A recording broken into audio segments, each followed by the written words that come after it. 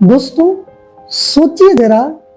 एक मुंबई के अंदर 20 इयर्स की कॉलेज स्टूडेंट को 35 करोड़ के ट्रांजैक्शन के रिगार्डिंग जीएसटी के संदर्भ में नोटिस इश्यू होता है, जबकि वो लड़की ने कभी भी आज तक अपने नाम से कोई बिजनेस स्टार्ट ही नहीं किया था। साथियों, गुजरात के अंदर एक चाय वाले को 49 करोड़ की पेनल्टी का नोटिस इश्यू होता है। शायद उस वक्त उसके बैंक अकाउंट में 12 रुपये जितना बैंक बैलेंस रहा होगा। एक उत्तर प्रदेश के अंदर एक मजदूर को शायद दोस्तों वो दिन की मजदूरी 500-700 या 1000 रुपया कर लेता होगा, उसको 221 करोड़ के ट्रांजैक्शन के रिगार्डिंग नोटिस इश्यू होता है।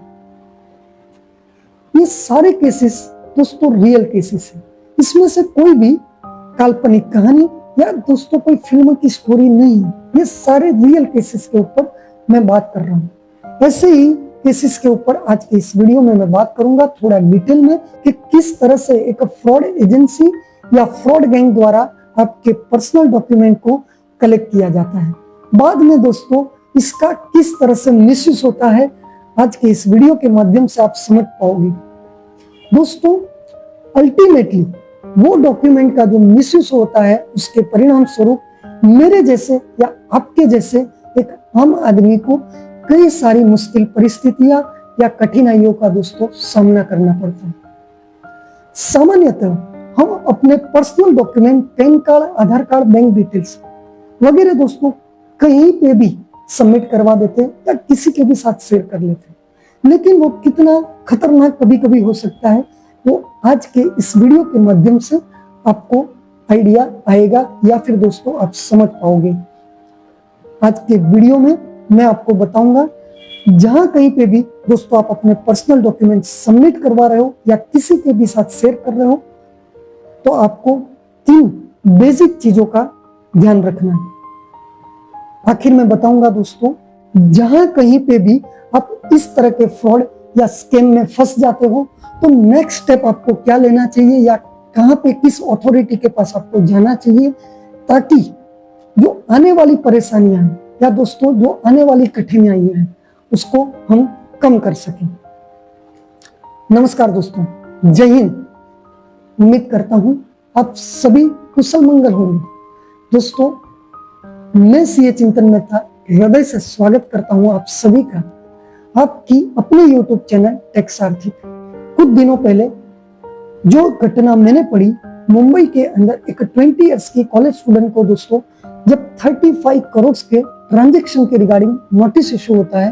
थोड़ी देर के लिए वो लड़की हैरान परेशान हो जाती है। स्वस्थ होकर जब सोचती है तो उसको एहसास होता है मेरे डॉक्यूमेंट का कहीं ना कहीं मिसयूज हुआ है, क्योंकि जब मुझे जॉब की रिक्वायरमेंट थी मैंने किसी एजेंट या एजेंसी के साथ मेरे पर्सनल डॉक्यूमेंट को शेयर किए थे। शायद ये डॉक्यूमेंट वहां से मिसयूज हुए हो सकते हैं। बाद में दोस्तों वो नियरेस्ट पुलिस थाने में कंप्लेन करवाती और पुलिस इंक्वायरी में 2 शंकास्पद व्यक्ति थे जो बोरीवली और कांदीवली से दोस्तों पकड़े जाते हैं और उनके यहाँ से नहीं तो 200 से अधिक अराउंड 204 सिम कार्ड मिलते हैं, यानी 204 जितने सिम कार्ड होते हैं,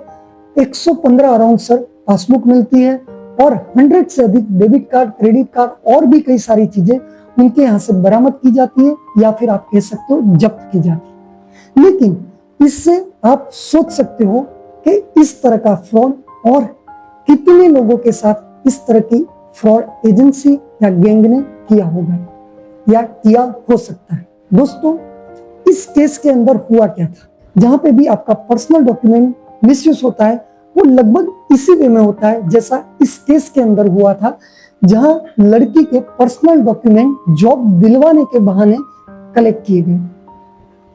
बाद में वो लड़की के डॉक्यूमेंट का यूज करते हुए उसके कई सारे बैंक अकाउंट खाते खोले गए, जिसके अंदर दोस्तों के 8 मंथ्स के अंदर 35 करोड़ की लेन देन की गई थी, या आप यूं समझ सकते हो 35 करोड़ रुपीस डिपॉजिट हुए थे, जिसमें नॉर्मली दोस्तों ज्यादातर अमाउंट ब्लैक मनी या साइबर क्राइम के पैसे होते हैं। दोस्तों ऐसा एक केस नहीं, ऐसे अनेकों केस आज के इस समय में दोस्तों ये बहुत बड़ा इन लोगों का टारगेट है जॉब सीकर,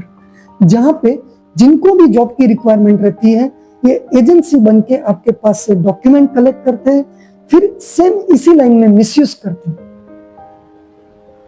उत्तर प्रदेश के अंदर ऐसी 2 घटना बनी, जहां पे दोस्तों एक घटना के अंदर एक बंदे को दुबई में जॉब दिलवाने का ऑफर दिया गया, यानी दुबई में जॉब दिलवाने के बहाने उसके पर्सनल डॉक्यूमेंट को कलेक्ट किया गया। बाद में दोस्तों सेम इसी लाइन में मिसयूज किया गया, जहां पे वो बंदे के नाम से कई सारे बैंक अकाउंट खाते खोले गए, जिसमें करोड़ों के लेन देन किए गए। परिणाम स्वरूप वो बंदे को 200 करोड़ से अधिक के ट्रांजैक्शन के रिगार्डिंग नोटिस इश्यू होता है। ऐसा ही केस दोस्तों उत्तर प्रदेश का, जहां पे एक बंदे ने अपने सोशल मीडिया के माध्यम से दोस्तों जॉब का उसको ऑफर मिलता है, या फिर दोस्तों शायद जॉब एप्लीकेशन के रिगार्डिंग वो किसी वेबसाइट या कहीं पे वो देखता है, बाद में व्हाट्सएप के माध्यम से अपने पर्सनल डॉक्यूमेंट शेयर करता है,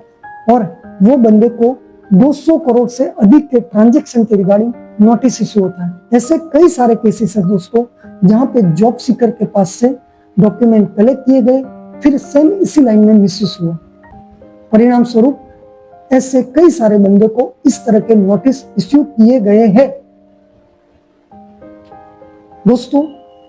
ऐसा ही एक स्कैम होता है, जहां पे इंस्टेंट लोन के नाम पे या फिर पैन कार्ड, आधार कार्ड पे आपका लोन करवा देंगे, इस तरह की बातें करके या इस तरह का झांसा देकर, जहां पे तुरंत आपका लोन करवा देंगे, इंस्टेंट लोन,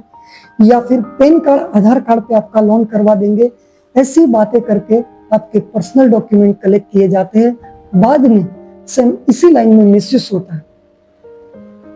और यहां तक नहीं दोस्तों, इससे भी आगे बढ़ के कई बार तो आपके नाम से लोन तक लिए जाते हैं,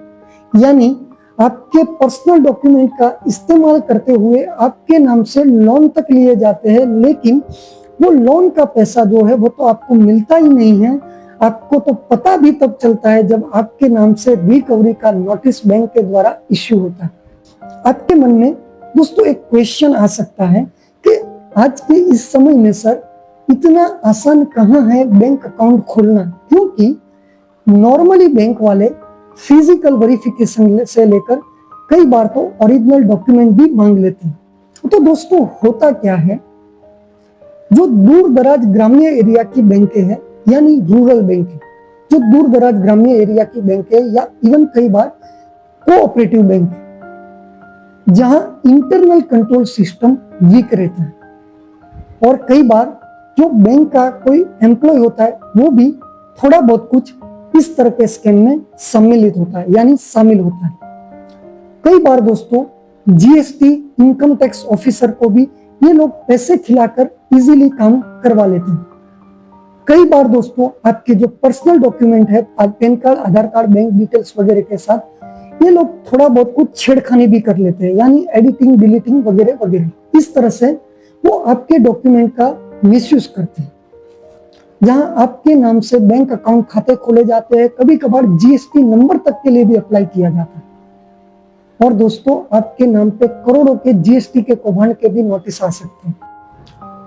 दोस्तों इस तरह के कौभांड गुजरात से लेकर महाराष्ट्र तक, उत्तर प्रदेश से लेकर मध्य प्रदेश तक, और दिल्ली से लेकर कई अन्य राज्य तथा शहरों तक फैला हुआ है, जहां पे दोस्तों एक आम आदमी को, जो एक ऑटो चालक है, ऑटो चालक से लेकर एक चाय वाले तक, या फिर आप कह सकते हो एक कॉलेज स्टूडेंट से लेकर सामान्य बैकग्राउंड से आने वाले एक टीचर तक, या फिर एक मजदूर से लेकर दोस्तों 12-15 हजार की नौकरी करने वाला एक आम आदमी तक, इस तरह के नोटिस इश्यू हुए। मैं बात कर रहा हूं अब गुजरात के एक केस की, जहां पे एक चाय वाले के यहाँ 2 बंदे रोज लगभग चाय पीने आते थे। दोस्तों ये चाय वाले को अपने बैंक अकाउंट को पैन कार्ड से लिंक करवाना था। इसने ये 2 बंदों की मदद मांगी। हुआ क्या, इस केस के अंदर वो 2 बंदों ने दोस्तों मदद के नाम पे वो चाय वाले से कुछ पर्सनल डॉक्यूमेंट कलेक्ट किए। बाद में 2-3 दिन बाद फिर आते हैं, कुछ डॉक्यूमेंट के ऊपर साइन करवाते हैं वो चाय वाले से, और फिर 3-4 दिन बाद आते हैं,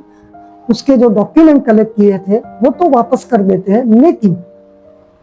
अराउंड 1 साल बाद ये घटना हुई थी 2014-15, और 2023 में इस बंदे को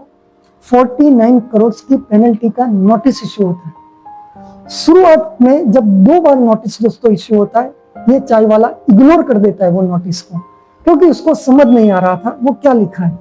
और ये सोच भी नहीं सकता कि ऐसा कुछ इसके साथ हो सकता है। इवन कोई भी नहीं सोच सकता जो एक मिडिल क्लास बंदा है। दोस्तों बाद में वो लोकल एक लॉयर की या प्रोफेशनल की मदद लेता है, जहां वो प्रोफेशनल बंदा उसको बताता है कि भाई ये तो नोटिस है 49 करोड़ की पेनल्टी का, उसको थोड़ी देर के लिए आघात लगता है कि कैसे हो सकता है। बाद में वो बंदे को महसूस होता है कि भाई इस तरह से मेरे डॉक्यूमेंट का मिसयूज हुआ हो सकता है। दोस्तों इस तरह के फ्रॉड के अंदर कई सारे केसेस में अकाउंटेंट से लेकर सीए तक प्रोफेशनल के ऊपर भी आरोप लगे हैं, जहां पे विश्वास से डॉक्यूमेंट दिए गए, बाद में कई तरह के ट्रांजैक्शन किए गए, कई तरह की लेनदेन की गई, बैंक अकाउंट खाते खोल के, या फिर दोस्तों जीएसटी नंबर तक के लिए अप्लाई किया गया, सेल कंपनियां खड़ी कर दी गई। तो इस तरह के आरोप कई बार प्रोफेशनल के ऊपर भी लगे हैं, जहां विश्वास के साथ डॉक्यूमेंट दिए जाते हैं। अभी दोस्तों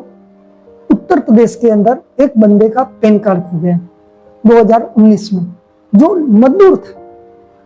बाद में वो किसी गलत हाथों में चला जाता है। सेम इसी लाइन में दोस्तों बैंक अकाउंट खाते खोले जाते हैं, करोड़ों की लेनदेन की जाती है। वो बंदे को 221 करोड़ के ट्रांजैक्शन के रिगार्डिंग नोटिस इश्यू होता है। तो साथियों ये सारे केसेस जो मैंने बताए आपको, ये रियल केसेस हैं। दोस्तों इससे आप ये समझ पा रहे होंगे कि किस तरह से आपके डॉक्यूमेंट का मिसयूज किया जा सकता है। अब बताऊंगा, जहां कहीं पे भी आप अपने पर्सनल डॉक्यूमेंट को सबमिट करवा रहे हो या किसी के भी साथ दोस्तों शेयर कर रहे हो, आपको किन चीजों का ध्यान रखना है।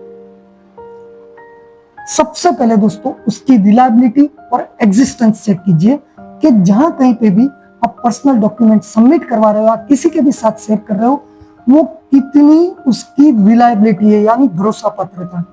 या फिर वो बंदा, वो एजेंसी, वो संस्था या वो एजेंट कितने सालों से मार्केट में काम कर रहे हैं, यानी उसकी एग्जिस्टेंस कितने टाइम से,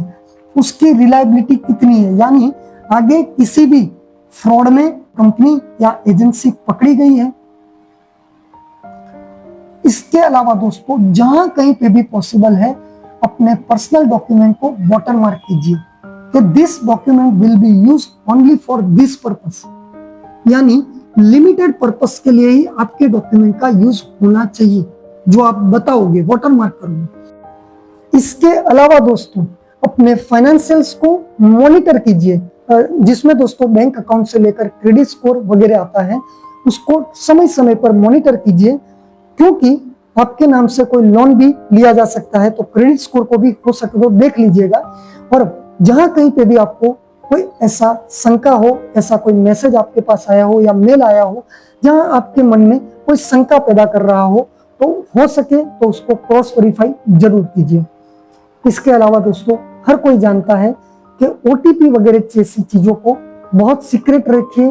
किसी के भी साथ फोन, मेल वगैरह के माध्यम से शेयर मत कीजिए, सिवाय के भरोसे पात्र व्यक्ति हो जिसको आप जानते हो। यदि दोस्तों ऐसी कुछ बेसिक चीजों का अपने पर्सनल डॉक्यूमेंट किसी के साथ शेयर करते वक्त या कहीं पे भी सबमिट करवाते वक्त आप ध्यान रखते हो, तो शायद इस तरह के क्राइम में या षड्यंत्र में फंसने से आप अपने आप को कुछ हद तक बचा लोगे। अब दोस्तों यदि आप गलती से भी इस तरह के किसी क्राइम या षड्यंत्र का शिकार बनते हो, तो आपको नेक्स्ट स्टेप क्या लेना है। नियरेस्ट पुलिस थाने में आप कंप्लेन कर सकते हो, या दोस्तों आप साइबर क्राइम में कंप्लेन कर सकते हो। इसके अलावा जहां कहीं से भी आपको ये नोटिस आया है या इस तरह का कोई भी नोटिस आया है, आपको वो डिपार्टमेंट के साथ कम्युनिकेशन करना है और बाद में उनकी जो भी कार्यवाही है उसके अंदर आपको कोऑपरेट करना है, ताकि उसके जो रियल गुनहगार है वहां तक पहुंचा जा सके। आगे आने वाले समय में हम उम्मीद कर सकते हैं दोस्तों इस तरह के क्राइम शायद कम होंगे या फिर बिल्कुल नहीं होंगे, क्योंकि डीपीडीपी एक्ट करके एक एक्ट जो ऑलरेडी आ चुका है, बस उसका मजबूताई से इंप्लीमेंटेशन होना बाकी है। उम्मीद कर सकते हैं कुछ दिनों में या कुछ साल के अंदर भी इसका इंप्लीमेंटेशन बहुत मजबूताई से होगा, क्योंकि दोस्तों इस एक्ट के अंदर 250 करोड़ तक की पेनल्टी है कई सारे क्राइम इस तरह के करने पर। तो शायद उम्मीद कर सकते हैं 250 करोड़ की पेनल्टी में इस तरह की फेक एजेंसी या फेक एजेंट डरेंगे और इस तरह के क्राइम शायद कम होंगे या बिल्कुल नहीं होंगे। आज के लिए बस इतना ही दोस्तों, फिर नेक्स्ट वीडियो में इसी तरह की डे टू डे लाइफ में कहीं ना कहीं यूजफुल होने वाली इंफॉर्मेशन के साथ फिर मिलूंगा। तब तक के लिए अलविदा, अस्तु, जय हिंद, स्वस्थ रहिए, मस्त रहिए।